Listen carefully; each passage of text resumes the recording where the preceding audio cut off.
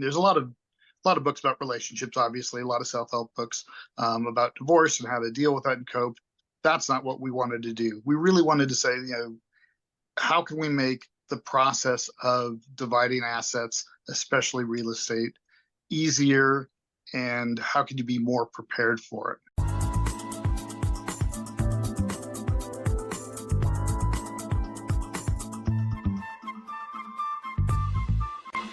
Hey everyone, welcome back to another episode of the Book More Show. It's Stuart Bell here, and today got a special episode, got two guests. So we're joined by Brent Hilvitz, apologies if I butchered that name, and Vincent Reece. Guys, how you doing? Doing great. Thanks for having us on. Doing awesome. Really appreciate it.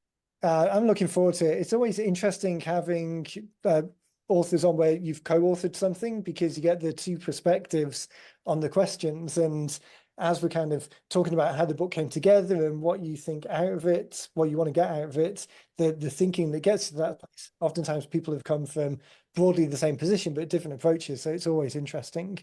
Why don't we start by giving people a bit of a background on who you guys are and the business, and then we can jump into the book. Sure. My name is Brent Hilvitz, and I own Redesigned Realty. And the book's really about dealing with real estate and mortgage when it comes to divorce. So Vince is a lender. Vince, you want to give a little intro?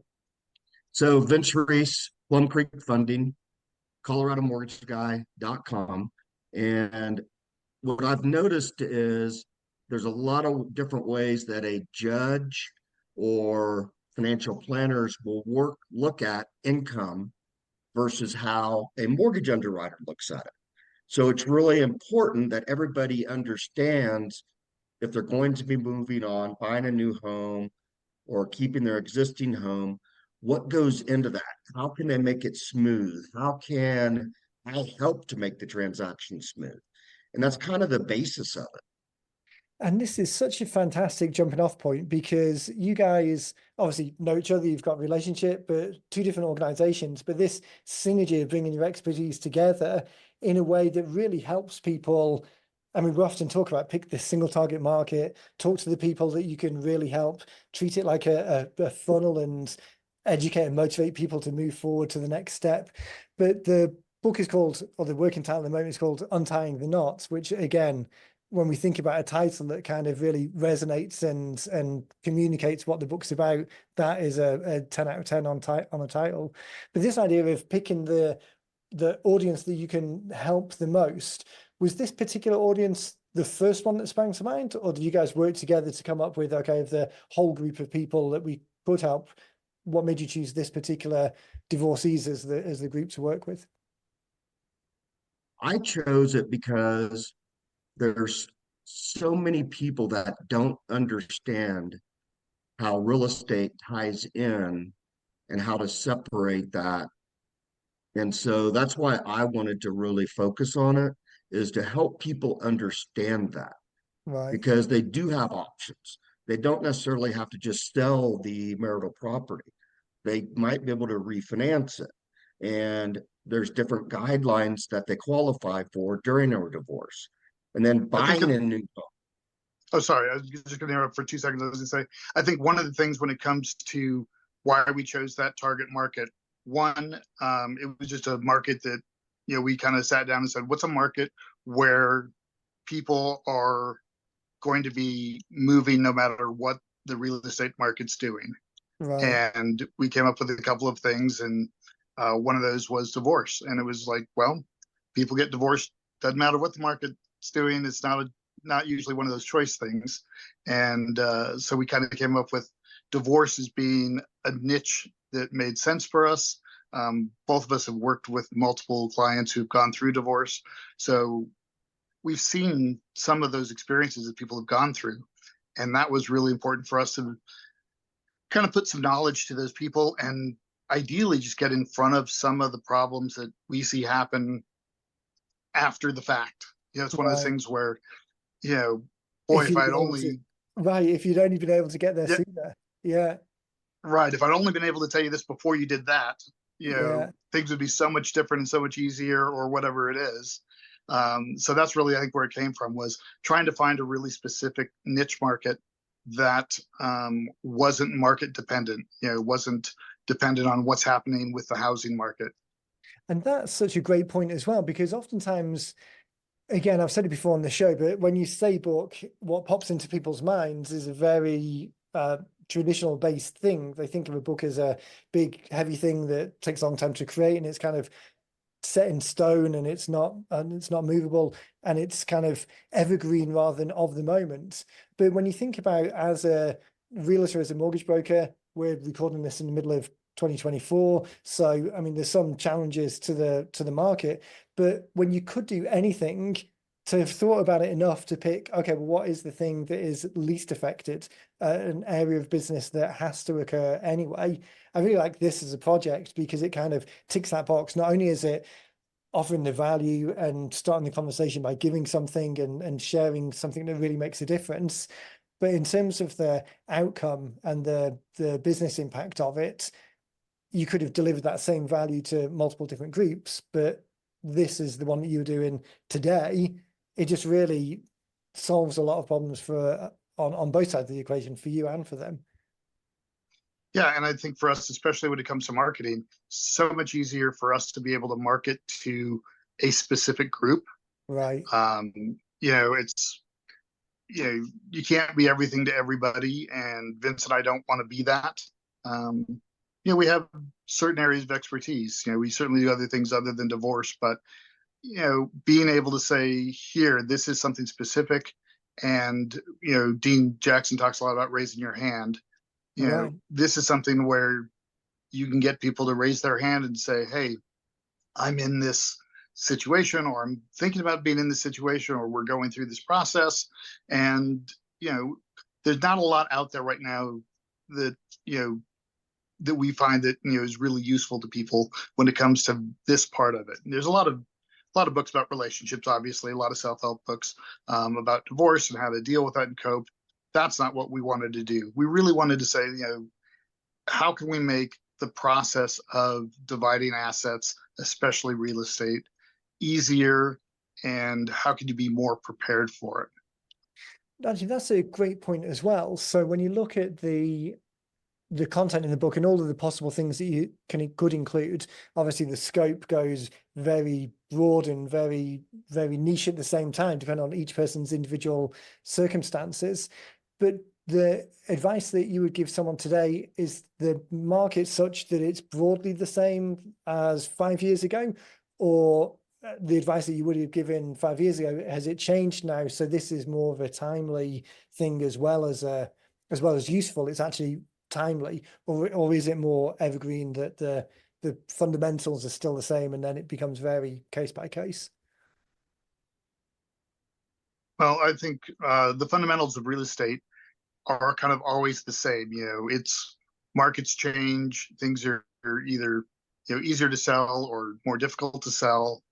But when it comes down to divorce, a lot of that is it's the same questions that they've had for 10 years, 20 years, whatever it is. It's, well, how do I know that I'm getting a fair deal? How do I know, that I'm going to be able to buy another home? Those are things that are kind of perennial. Right. We do deal with a lot of kind of, what's happening now, but it is, it's really focusing on the questions that need answering, no matter, what the period is. Vince, what about on the lending side? So as kind of lending criteria changes or rates change, and the amount of income that people need to have, that changes over time. Is that a similar situation to Brent, in that the fundamentals are really the same? It's just the specific numbers might change, or does that change more dramatically as the market forces change? It really changes people's approach. This has been the biggest thing that I've seen. Rates increased so drastically over the last 18 months, 2 years. Okay. So a lot of people don't believe now that they can afford to buy another house, or they won't qualify to refinance the house. And so some people are keeping that property as a joint asset until rates do come down. So that's one shift that I've seen is some couples are deciding to hold on to that property and let one or the other live in the property until the rates adjust. Now, my belief has always been the quicker you can untie the knot, then the quicker you can move on with your life. Right. So there's some tax benefits, and I'm not a tax accountant, but there's some tax benefits that people can enjoy with the higher interest rates. And it's making sure that people understand that as well. But the interest rates probably are the biggest change that have happened. The programs are all pretty much the same: job, credit, income, Right. and that's And those three things are always going to be a piece. that's an I'd interesting say take. Yeah, go for it, Brent. let me add to that. One thing I would say is on top of rates increasing, home values have increased incredibly over the last 4 or 5 years. Right. And so that's something, again, it's not anything that the the nuts and bolts have changed on how things are handled, but now it's not, maybe, before it was a little bit, or, it wasn't a big deal. But if you've been in your home for 4 or 5 years or more, you're talking about a chunk of money that that you've got to divide and that you've got to talk about. So it is a little bit And I think elevated. and that, in terms of the point that you made about the quicker you settle these things, the cleaner it is, depending on how contentious the divorce is in the moment, at least everyone's at the table trying to deal with it. In 3 years' time, people's motivations have changed, their relationship status has changed, their personal circumstances change. So to have to revisit the contract that was drawn up or the agreement that was drawn up at the time, or to try and renegotiate, or to feel even more jaded or bring up bad feelings, I mean, addressing it in the moment, if people are under the impression that they just don't have a choice, they need to leave it, and that's not the case, then open up people's eyes to the opportunities that are out there today. Psychologically, I mean, that seems like that would be a huge win to untie that knot, but put a bow around this one and be able to move on cleanly. Yeah. So here's an example. Longtime client that I've been with, or has been with me, and recently divorced. And she honestly thought that she could not afford to buy out the ex-husband. Ran the numbers, and we ended up being able to give the ex-husband 80,000 in cash to split the equity. And she still has the beauty of being a homeowner, but she didn't think she would qualify. And Right. that's really, everybody's got to take a look at it. And that's the message I want to deliver is don't just throw your hands in the air. Don't give up. There are always solutions. And I think that was what makes the book such a great opportunity to start that conversation, because as people are trying to navigate for themselves what the right answers might be, there's almost the problem of too much information out there. If you start searching around, you can get answers that either reinforce whatever viewpoint you already have or contradict whatever viewpoint you already have, or there's such a dearth of information that you kind of just throw your hands up and bury your head in the sand and don't go forward. So I think this is the benefit of both yours and everyone's book who we work with. It's the having a guiding hand to say, hey, this might not be the right answer for you, but at least this is a jumping off point for the questions and we can have a conversation around it. Is that, do you typically find that's what happens as people come and talk to you guys? There's a, I don't know if an eye-opening moment is quite the way of thinking about it, but there's an opening up of the opportunities, or is it that people historically only get to your door when they've already made that decision, or they're already part way down the track? If that makes sense. Kind of how early do people come to you? Is it still at the investigation stage, or are they already kind of bought into the idea that they do have options? So it's mixed. For me, it's mixed. I have people that come in and they're pondering the idea, then we'll go over some of the different options that they'll have. And sometimes I get people that the divorce is already final and I wasn't involved at all with it. So it's a good mix. I prefer to be involved initially so I can help navigate that. Yeah. Yeah, Brent, like you were saying before, it's almost like, oh, I wish we'd have had this conversation a couple of months ago, because then we would have had options. Once the train's on the track and gets so far down, it's difficult to kind of reverse decisions that have already been made. Yeah, I think that, that's, one of the keys is there's so many, so many avenues that you can go down. At least if you start off with, here's some of the, here's a map, basically. And if, it's always difficult when you're in the middle of a divorce or you're contemplating divorce, maybe you don't have the best communication, but for both spouses to be able to say, okay, I at least understand what's available out there and what's important. I'm not trying to, I'm not trying to ruin somebody's life for the most part. Every once in a while, yes, but it's one of those things where, yeah, we want to untie the knot. We want to separate, and how can we do it the best way so that it works out? The worst thing is to be tied to somebody because of financial. Right. Yeah, unnecessarily, particularly if there are options.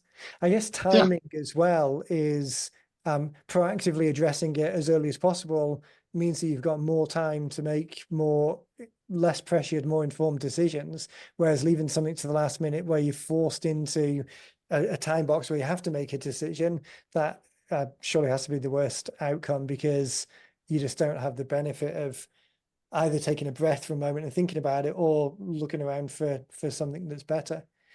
Which again, I think goes back to the benefit of the book as a conversation starting tool, because you've got the opportunity to put it out there, either through the network of people who already know, like, and trust you as a valuable asset that they can share with people who are struggling, or even if it's just running ads. I mean, running ads for something called Untying the Knot, and then discussing separating the real estate from the divorce.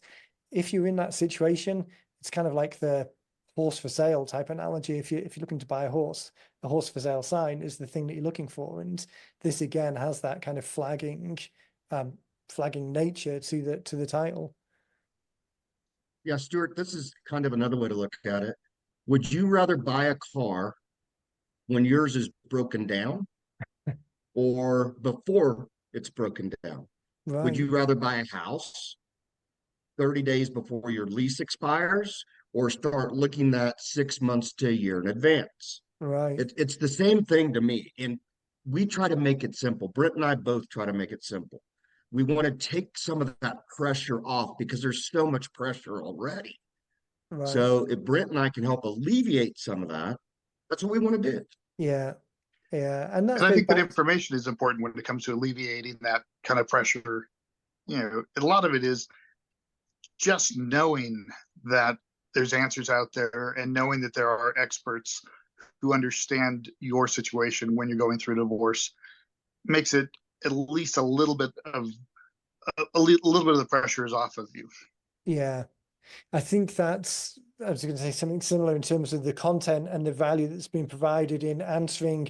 Every situation is unique, like we were saying before. And I think a lot of people who are thinking about writing a book get hung up, because typically we've been in the business for a number of years, and because the 101 level stuff just ticks by, we don't have to get involved in it because it's just part of the process. So we're all dealing with the fires and the edge cases, and it's easy to get too caught up in that and think, okay, if I want to write a book, well, there's a million edge cases, so it would either need to be this big, or I couldn't possibly cover everything, which is really missing the point. The people who you're engaging at the top of the funnel, at the first point of contact, they're still at the 101 level of information gathering and trying to understand the landscape. So that map that you talked about before, the kind of showing people what the world of opportunities or possibilities is, and then just starting them down the conversation to those different paths, that's really where the value is added in this project. And then the firefighting and the unique and everything that you do as a one-on-one, that's further down the track. That's 2 or 3 points along the railway line. Yeah, I think that you're absolutely right. I mean, if we were to write a book about everything, all the possible outcomes, we'd have, a set of encyclopedias, to cover all the subjects. Right. So, And that's it's not about that. It's about, sorry, go ahead. I was just going to say, and that's not what people want. When we think about the job of work, it's solving their problems for them. And the reality is solving their problems for them isn't an education-based issue for the most part. That's going to start the conversation and it might help them take the next step. But really, whether you're an accountant or real estate or mortgage or a vet or a florist, or no matter what the business is, it really ultimately comes down to their solution to the problem is they need you. The education piece is just providing that value, reinforcing that they're in the right place, building a rapport with people, being as helpful as possible so that when the time is right for them and they need to raise their hand to take that step, you're the incumbent, the obvious choice because you've started that relationship 6 months ago. Yeah, I have a friend who, if you ask him the time, he likes to tell you how the watch was invented and every detail of the watch. And that's not really important. What I really want to know is just tell me the time, get me the information that I need without all of the minutia and explanation and things. That, yes, it's a complex subject. Of course it is. Right. But I'm as a consumer, I'm not looking for, I don't want to know every detail of everything. Yeah. I want to know, what are my options? Can you help me? And can you get me through this process? Yeah. And that's really what we're trying to do. We're not trying to be, again, the encyclopedia of everything that could possibly happen. No, we're here to, it's such a great analogy because, again, I love this subject. If people have been on a kind of like a one-on-one strategy call with me, they know that a half-hour call typically runs noticeably longer than that because I'm enthusiastically getting carried away with it. But in that scenario, when I'm talking to a peer who's there for that knowledge, that's okay. That's not necessarily within reason a bad thing. But just as you said, if someone comes and asks for the time, what they want is the confidence that you're giving them the right time. So if you start talking about the mechanics of how it works, that's too much. Or if you look at your watch and say, well, it's probably about sometime after lunch, that's not helpful either. They want that confidence and certainty that if they want to know the time wherever they are in the world, they're going to ask Brent because Brent's the guy that's certain about what the time is. And it's easy to talk about, but sometimes difficult to do. But understanding where we are in that journey with the customer, and more importantly, where they are, that makes a difference. I also think that, sometimes that knowing, to be able to explain something simply to people, you do need to know how the watch is built, right? You just don't have to explain to everybody how it's built, but it's important that you know how the watch is built. And, Vince and I have, I don't know, 50 years of experience between the two of us or more. More, but I'm only 25. You started. Oh man, you look like hell. Well, that level of knowing, kind of subtly hinting at the expertise or the depth without ramming it down someone's throat before they're ready for it. When you think about the content and what went into the book, I like to ask people how they thought about this idea of beneficial constraints or the scope of the book itself. Because again, like we just said, we could write the encyclopedia if we wanted to, but we don't want to. So how did you decide which pieces were included and which were out of scope, either for the project as a whole, or they were in scope for the project as a whole, but it would be better served in a follow-up email or a later piece rather than the actual pages of the book? So Brent and I did a brainstorming on the different topics that we wanted to make sure we covered. So we had a list of like 30 to 40 topics on a whiteboard. Right. And we narrowed it down to 4 to 5 out of that. And that's what we thought would bring the most value to somebody out of those topics. So that's kind of how we did it. We brainstormed it, wrote it on a whiteboard. We went old school and hashed it out. That, I think I describe it often when I'm talking to people. If imagine the table of contents, that it's a hierarchy. So the outlining tools that you get on the computer where you kind of click on the button and it expands, and then you click on it and it contracts back up. So you kind of think about it from just expanded or contracted all the way up to the title. And if someone only sees that, does it resonate with the journey that you want them to go on? And then there's title and subheading. do they both amplify each other and resonate and almost build two builds on the one? And then the table of contents to the next level, in table of contents in isolation, does that make sense on the path? And then the subheadings or the bold sections that you would have in the copy. So this kind of hierarchical view of, okay, if people just saw these points, this universe slowly expanding, is it all relevant? And then the words that actually end up on the page, that's almost the last part of the puzzle. And by the time you get down to the subheadings and making sure that all of that is congruent, the text that goes on the page is almost then just filling in the gaps in between each of the sections.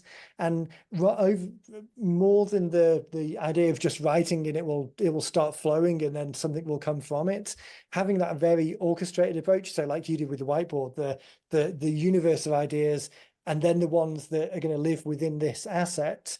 And now you've got the 26 others that didn't make the cut. Some of them you probably mentioned anyway, because they naturally come out in the conversation as you're describing it. But those other elements, that immediately becomes either another book, potentially, if there's a context to it, or the email sequence, or the LinkedIn posts, or the conversation that you have when someone comes through the door. Knowing this universe of things that are important and then deciding where they go, really powerful way of thinking about it, rather than just the start writing in the hope that something comes together. Don't hope it, just praying it sticks. Right. Throwing a dart at a dartboard. That's not what we did. Right, exactly. And I think doing it in that outline view, the way that you did it, it's easier to comprehend as a task. So if you go into a room, it's like the old Seinfeld, the latest series of Seinfeld, where they get the TV show and they kind of sat there with a legal pad, and it's like the whole episode is right. So-and-so comes into the room, and that's literally as far as they get, because they're trying to do the whole thing in this one exercise. But if the exercise is, for the next 50 minutes, I'm going to put on the whiteboard every possible idea that I can think about, no judgment, even if they're stupid ideas, it goes down. And then the idea is sifting and sorting. And then the idea is, okay, well, what resonates as a title? Just breaking it down into those chunks makes it much more achievable. Was that your experience as well, kind of as you're bringing it together, that chunking it down, it made it more of a... I think that chunking it down really helped us kind of figure out where we wanted to go with it. One of the other things that we did once we kind of had a very, very rough draft is we ran it by a divorce attorney and said, what are we missing? You know, what is the stuff that, and all of a sudden it's like, oh, well, yeah, of course, you know, this would be super helpful if I knew this, right. You know, and she was able to tell us, you know, I wish that my clients knew this before they even called me. Yeah. You know, if you could tell them this before they called me, that would make my life so much easier. Right. And everyone's life. And we went, oh, yeah. Yeah. That actually is such a fantastic idea. We often talk about this idea. We usually talk about it in the context of, okay, once the book is done, what's this world of kind of complementary, non-competing businesses where the clients, the commonality, but you can kind of support each other rather than compete against each other. So we're usually talking about that as a marketing tactic towards later in the process. But your idea of bringing someone in at the early stage to validate the idea, and not even validate the idea in a judgy way, but validate it in a, oh, you can also include this. I mean, what a great opportunity that is to really, again, put a rubber stamp on the value that you're providing. And not only that, we think that divorce attorneys are going to be part of our end client base, right? Because the divorce attorneys are going to refer their clients to us. So we wanted to have that perspective. Right.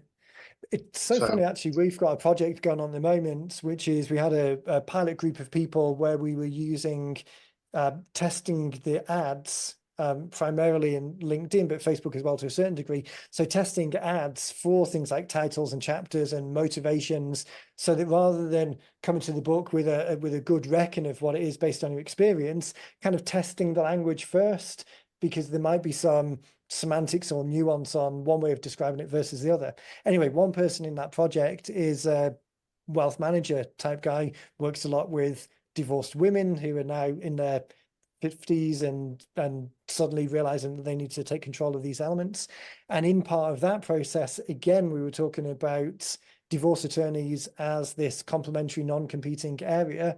And I hadn't made the connection when you first said it, but one of the things we were talking about with Phil is reaching out to those people and either getting a sanity check on some of the elements.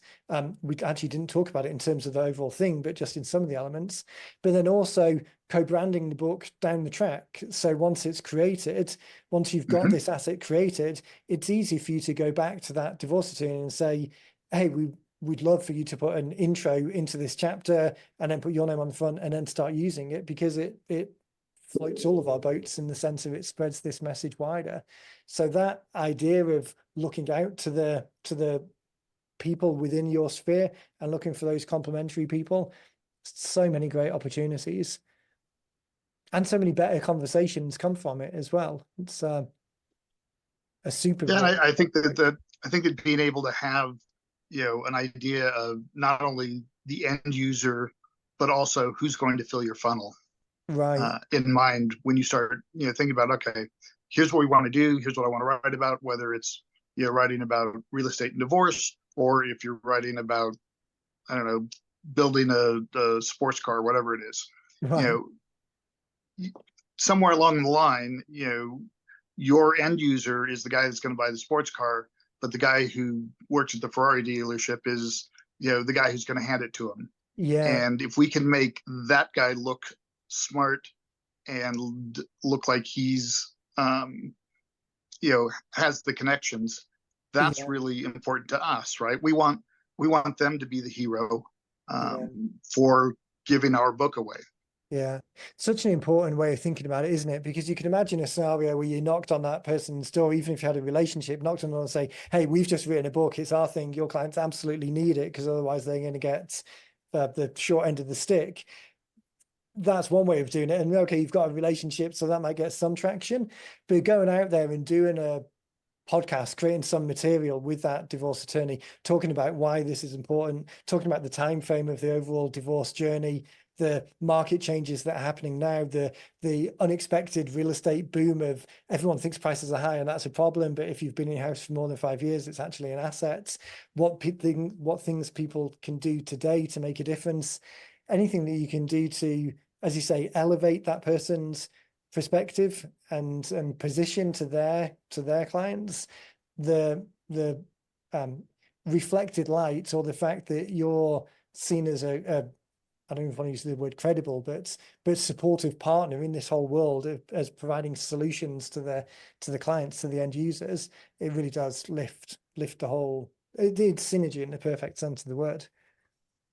Yeah, and I think that it's important. In my business, I rely a lot on other professionals to do their job, and when we hire a photographer, we do professional photography for all of our listings. Right. We've got a fantastic photographer.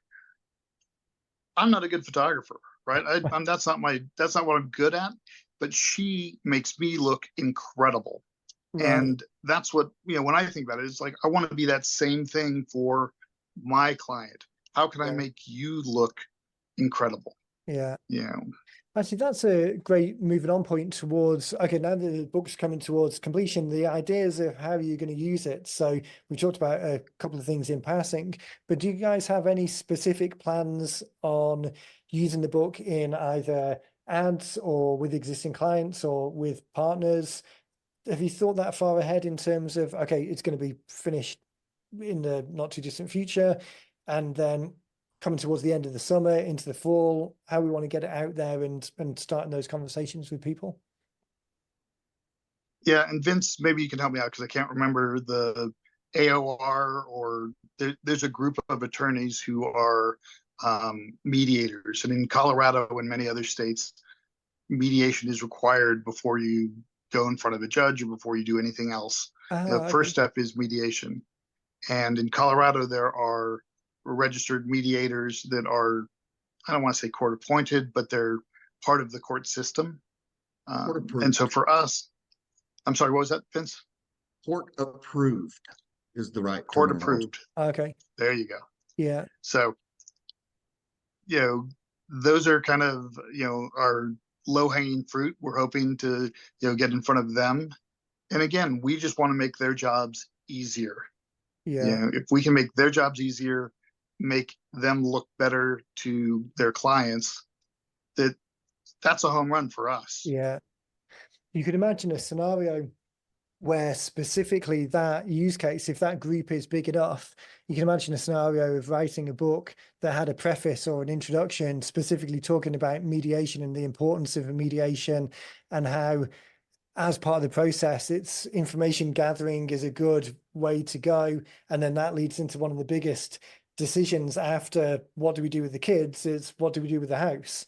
And here's some information, some unbiased information that's just helping you in this journey to understand that here's some options, but contextualizing it, because this is the thing that we often say, that before we were recording, I think or maybe when we started, we're saying that people, you say book, and what goes into someone's head is this traditional, evergreen, set in stone, difficult to update, a one-off version. But when we're thinking about books as tools to start conversations, there's a lot more flexibility. So if the market is big enough and worthwhile, to have a tailored version, which is very easy to do, but that, as you said, that makes the mediation, that increases the value of the mediation process, or sits the house within context of the mediation process. The ability to tailor something now that 100% of this version and 90% of future versions is done, just to be able to position it in that way, such a great opportunity to, again, like I say, make it the most useful at the point that people interact with it. Yeah, and I like that. One of the things we talk about in the book is just getting prepared before you go to that mediation. And the main reason is you're paying $125 or $250 an hour to sit in front of this guy. And you don't want to be going, oh, well, what is the house worth? And what is this? And what are we going to do? And what's our plan? And, you can burn up a bunch of time that way, and a bunch of money. That's an expensive back and forth for something that a little bit of clarity would solve. And mediators are super busy. The divorce rate is not going anywhere, right? It's still pretty, still pretty much the same that it's been for the last 20 years. You were talking about the economic benefits of writing this book because of the housing market, and people are always getting divorced.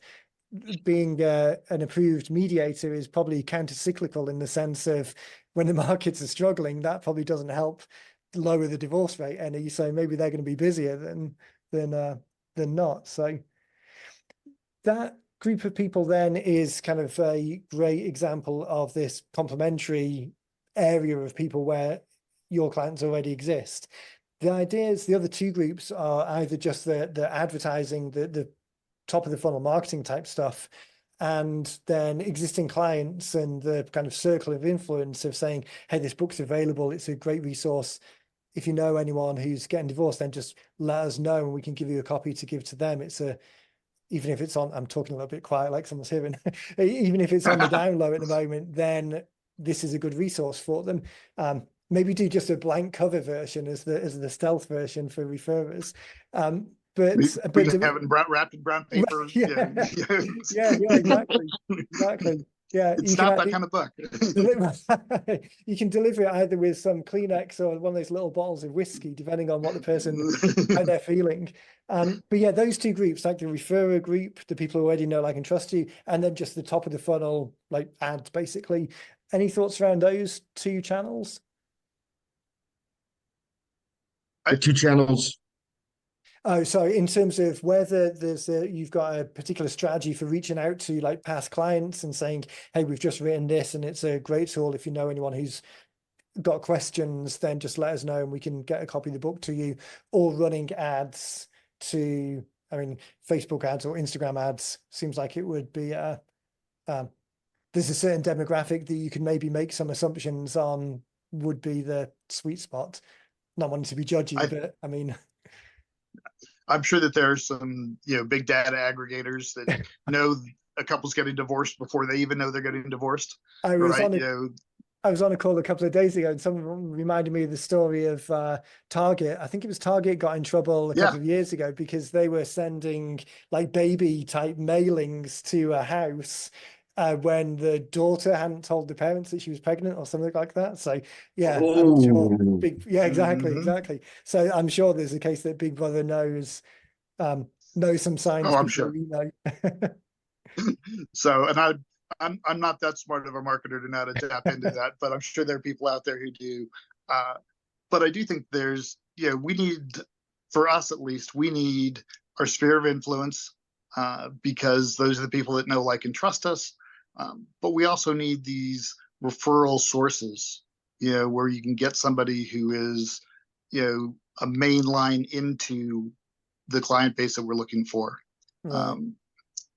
And I think that doing a broad spread of advertising, the shotgun approach, I've never found that to be super effective. It's a pretty broad topic. Yeah. So I would think that if you did that, obviously, if you just put an ad out, 50% of the marriages end in divorce. So 50% of the people that see it somewhere down the line are going to get divorced if they're married now, Right. which is It's a kind of sad, depressing but but that's honest number. yeah, Yeah. no, so Yeah, actually, it's one of but- those things where kind of get a copy of the book, then look to your left and look to the right, and it's that book's going to be useful for one of you. exactly. Yeah. It would be interesting. So the whole kind of demographic and big data type thing, I mean, we don't play that much with Facebook ads, but even the limited amount that we do, they really just want you to put the ad up, click a button with the minimal amount of data, and then just say, hey, I'll leave it to you. You tell me who to send it to, and they'll use all of the magic background to get it in front of the right people. So I wonder nowadays, whether in 2024 with that kind of audience algorithm, that AI based leave it to Facebook scattergun effect would actually be more effective than it would have been 5 years ago, where you were trying to select the audience and kind of infer who might be the best people based on things that you're picking. So, but I agree. I think that's the third most valuable one. The two closer groups that you've got are absolutely that referring partner, and then the people who know, like, and trust you already. As a realtor, obviously, I think everyone has the impression, at least, that a lot of realtors' work comes from referrals, because it's you're so engaged with the people. Vince, I would imagine to a certain degree it's similar on the mortgage broker side, but does that conversation come up less than the realtor side? Like, it seems like people would more easily fall into a conversation of, oh, I'm looking for a realtor than I'm looking for a mortgage broker. But from a client referral type basis, do you see that as a big driver of business, or it's there but not the biggest piece? So I think I understand the question. Um, the clients that I work with, I get several referrals from all of my clients, and I get, 100% of my business is referral. So Okay. I build this relationship with my clients where the door's always open, and typically they'll let me know when they're looking at buying a new house, or their friends will let me know when they're looking at buying a new house. And so then I'll get them through the pre-approval process, and then either refer them back to their existing realtor or help them through that process. Right. Did that Actually, answer that question? yeah, definitely. And the 100% of the business, or the majority of the business, coming from referrers. I guess that was the main point, in the sense that Yes. we work with quite a few realtors, so I kind of know that business a little bit better. But having you saying that the majority of business comes from a personal connection and not just people looking through the yellow pages, if that doesn't date us too Yeah. much. So here's the best way to put it. A lot of people in the mortgage industry rely on the real estate agents to give them business. Okay. Right. And I'm not trying to slam you, Brent, but that's most of the business for mortgage brokers comes from a real estate agent. So then those realtors refer out XYZ, but I'm looking for the direct client so I can help nurture the relationship with the real estate agents. Right. Does that kind of make sense? Yeah. So I'm different than most mortgage brokers. Right. And that I'm level not And I of would sitting add, around waiting. I'm not sitting around waiting for a referral. right. I'm giving value to my existing clients with the hopes of getting introductions from them. and I would add to that, Vince and I are not the youngest, not the best looking guys on Instagram, but because we've been Vince, Vince has Speak got for more hair than yourself. I'll give you that. But, one of the things that comes with being in business this long is we have a database of clients that we've worked with, and, it's over and over again that's what, our business comes from. And it's Yeah. just because, we've been in business for a long time. And so we have a lot of contacts. We've had a lot of, past clients, and that really makes a big difference. It And doesn't do very well on Instagram, I don't think, but well, but I mean, you're right. It's the real relationships that we've built because Instagram wasn't around when we were younger. So you kind of, I mean, the internet wasn't around when we were younger either. So you get used to that real world connection, but that connection is what everyone's looking for. And some people are trying to kind of fill that gap with Instagram and other things. But there's definitely something to be said for that actual real world example, particularly when you guys are in the business of locally dealing with people, and you're more likely to meet them and shake their hand than they are to have a conversation from Colorado to Pennsylvania like we are today. One of the real benefits that you've got with that audience and that list and that relationship, I mean, it's reaching out to them in such a personal way and saying, hey, we've just brought together this book because we've seen countless people struggle with this, and if we've only could have shared some knowledge with them a little bit earlier, it would have saved them a lot of pain. So we brought it together in this book, and we wanted to get this out to you first as someone who we've worked with in the past, and you know how we work. So here's a copy of it. Would love to get your feedback. If you know anyone who's got this resonates for them, would love to get you a copy of it so you can give it to them. But kind of including that inner circle, just like you did with the divorce attorney, the next ring out now is including that inner circle of clients in the process, and really starting to make them feel like, or reinforcing the family type relationship that you've got. A good friend of mine had been on the podcast before, is an immigration attorney, and we always have the conversation that, obviously you can tell by my accent, I've been through the immigration process as well. And you really feel like, even more so than our realtor when we moved house 3 years ago, on the mortgage broker we used at the time, the immigration person is a family member. I mean, you can't describe how much emotional connection you have with that person, even though they're just doing their job. It's still so intrinsic to something that's holding up your entire life. Now, for most people who are in the US already, they fortunately don't have to deal with the immigration system, but you guys are that next level down. I mean, I'm guessing maybe, who else would it be? My wife's a kindergarten teacher. She has a very close relationship with her families. I guess if you're unfortunate enough to have a relationship with an oncologist, that's pretty emotionally charged.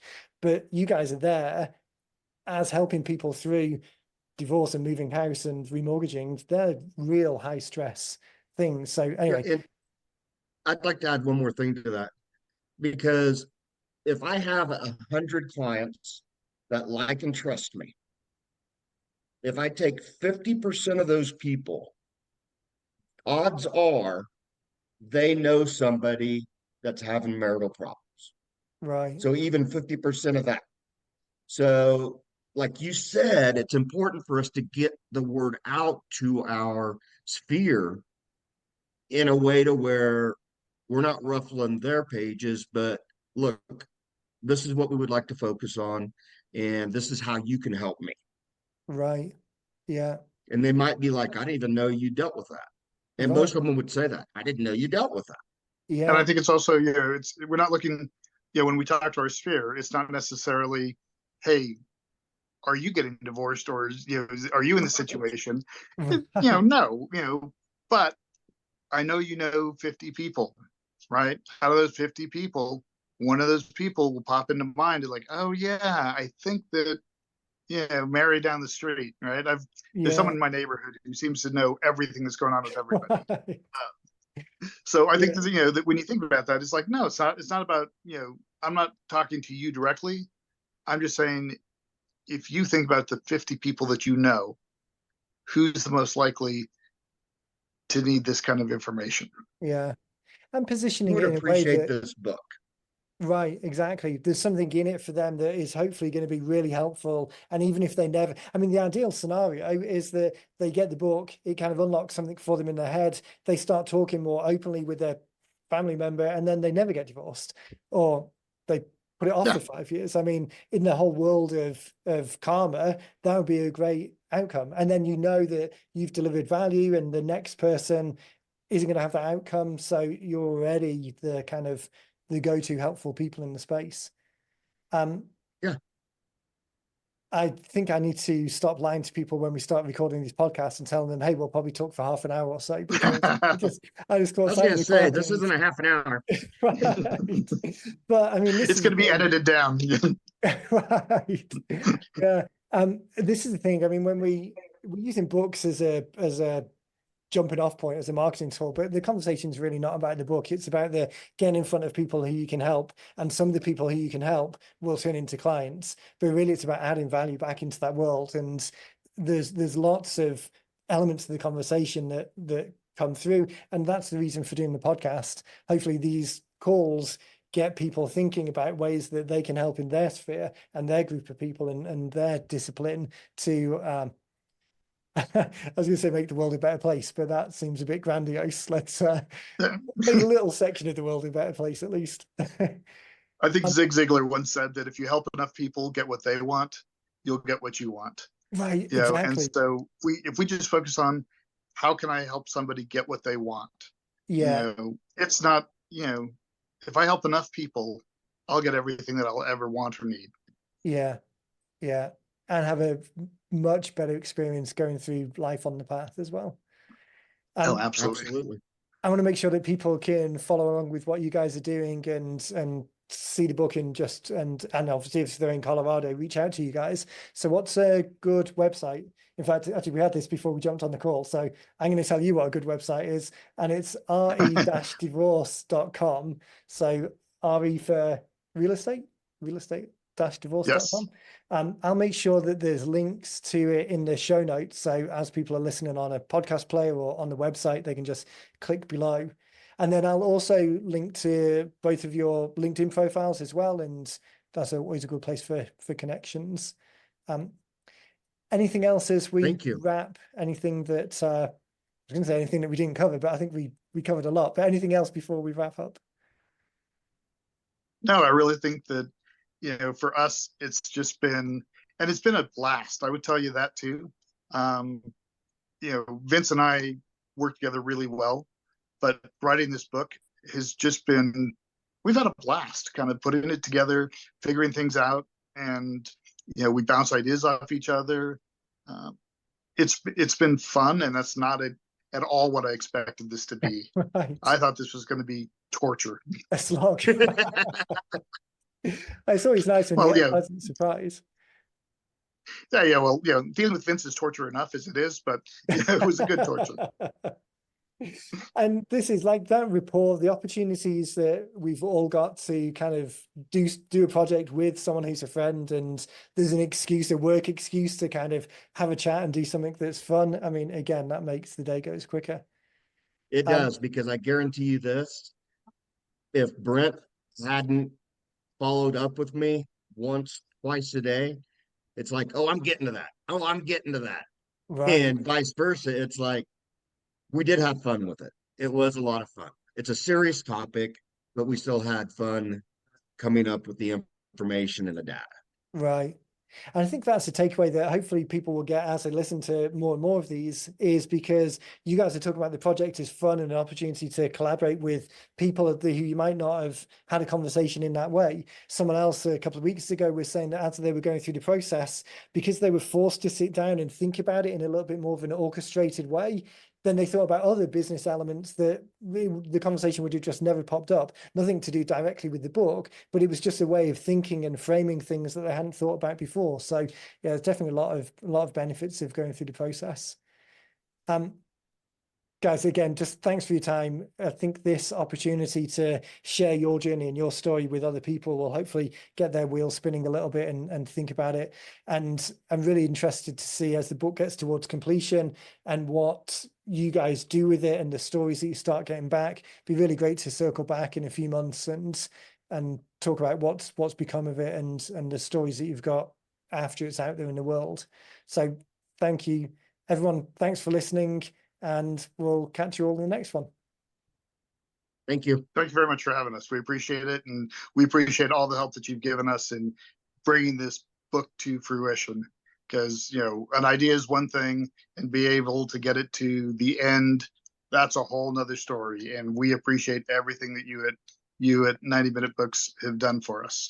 Well, I appreciate it. It's always nice to hear, and the more we can do to help people facilitate and get their ideas out there, the better. So yeah, it's been great all around. Thanks, guys. Appreciate it. We will catch you all later. Sounds good. Thank you.